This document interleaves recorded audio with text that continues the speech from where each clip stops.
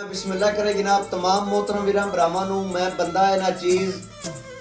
अदरी चुकेरे दी तरफों मुहब्बतां ते अकीदतां भरिया अस्सलामु अलैकुम व रहमतुल्लाहि।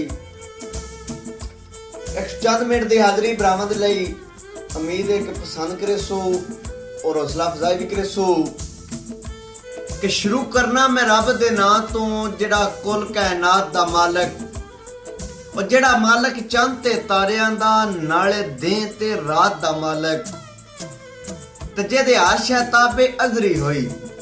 है मौत हयात दा मालक और जेदा कोई नहीं सानी ला शहरी के है उच्ची जात दा मालक। और दोस्तों के सौ बन गए चाई हुई नाल मेरे अग सांझ नू ला के टुर गए काई ओपरे सजन मदारी आए जट खेड़ वखा के टुर गए ते तेरे नाल रसाए असी सारी जिंदगी कूड़े मन पर चा के टुर गए ओ इस यकल दे थोड़े अजरी आसे सन वेच वटा के टुर गए। के दोस्तों के दुख मुल्क नू दसन दा की फायदा, दुख मुल्क नू दसन दा की फायदा साडे अपने बखत जो हार गए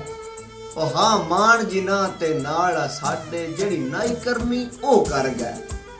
ते जिंदा लाश हाजरी फुट गया दे मता समझे सदमा जर गए ओनू वेख के नाल रकीबां दे असी मरन तो पहला ही मर गए। और दोस्तों के दिला क्यों हुण रोने दसता सही होया आप जो हैं नजदीक ओना कख तेरा हाजरी मोल नहीं पाया जिंदी रखी आ जनू डी के ते खा घाटे जे भी नहीं पिया मनदा और तेरा उस लई प्यार वधी के